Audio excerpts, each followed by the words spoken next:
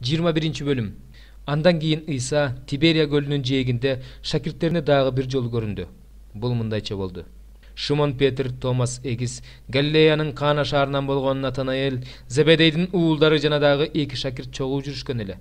Шимон Петр аларга: "Мен балык кармаганы барам" деди. Алар: "Ага, биз да сени менен барабыз" дешти да, барып кайыкка түшүштү. Бирок ал түнү алар эч нерсе кармай алышкан жок. Таң атып калганда Ыйса жээкте турган эле. Шакирттери болсо анын Ыйса экенин билишкен жок. Ыйса алардан: "Балдар, балыгыңар барбы?" деп сурады. Алар ага жок деп жооп беришти. Ыйса аларга: "Торду кайыктын оң жагынан салгыла, ошондо кармайсыңар" деди. Алар торун салышты да, түшкөн балыктын көптүгүнөн торду кайра тартып чыгара албай калышты.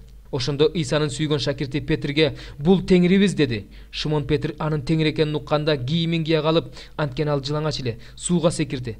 Калган шакирттер балыкка толгон торду сүйрөп, жээкке сүзүп келишти. Анткени алар жээктен анча алыс эмес жерде жүрүшкөн. Алар менен жээктин ортосундагы аралык 200 чыканактай эле. Жээкке чыгышканда жагылган оттун чогун жана анын үстүндөгү балык менен нанды көрүштү. Ыйса аларга: "Азыр кармаган балыгыңардан алып келгиле" деди. Шимон Петр барып, чоң балыктарга толгон торду жээкке тартып чыгарды. Тордо 153 балык бар экен. Балыктын көптүгүнө карабастан тор айрылбаптыр. Ыйса аларга: "Келип тамактанып алгыла" деди. Шакирттердин эч кимиси "Сен кимсиң" деп суроого батынышкан жок. Анткени алар анын теңир экенин билишти. Ыйса басып келип аларга нанды жана балыкты берди. Бул Ыйсанын тирилгенден кийин шакирттерине 3-чү жолку көрүнүш эле. Алар тамактанып бүтүшкөндөн кийин Ыйса Шимон Петрден: "Жунус уулу Шимон, сен мени буларга караганда көбүрөөк сүйөсүңбү" деп сурады. "Ооба теңир, сени сүйөрүмдү өзүң билесиң" деп жооп берди Петр. Ошондо Ыйса ага: "Козуларымды кайтар" деди. Ыйса андан экинчи рет: "Жунус уулу Шимон, сен мени сүйөсүңбү" деп сурады. "Ооба теңир, сени сүйөрүмдү өзүң билесиң" деп жооп берди Петр. Ошондо Ыйса ага: "Койлорумду кайтар" деди. Ыйса андан 3-чү рет: "Жунус уулу Шимон, сен мени сүйөсүңбү" деп сурады. "Сен мени сүйөсүңбү" деп Ыйса 3-чү рет сурагандыктан Петр капа болуп: "Теңир, сен баарын билесиң, сени сүйөрүмдү да билесиң" деди. Ошондо Ыйса ага мындай деди: "Койлорумду кайтар.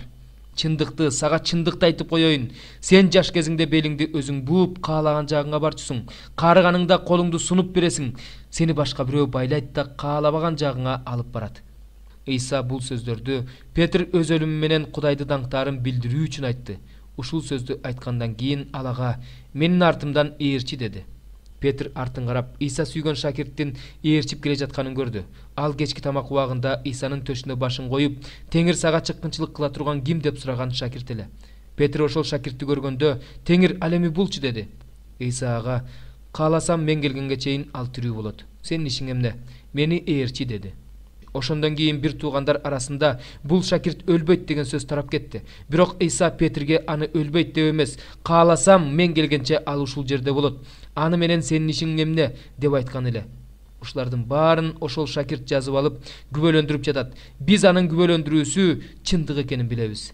Ыйса булардан башка дагы көптөгөн иштерди кылган. Эгерде алардын баарын жазып чыга турган болсо, жазылган китептер бул дүйнөгө батмак эмес деп ойлойм. Амин.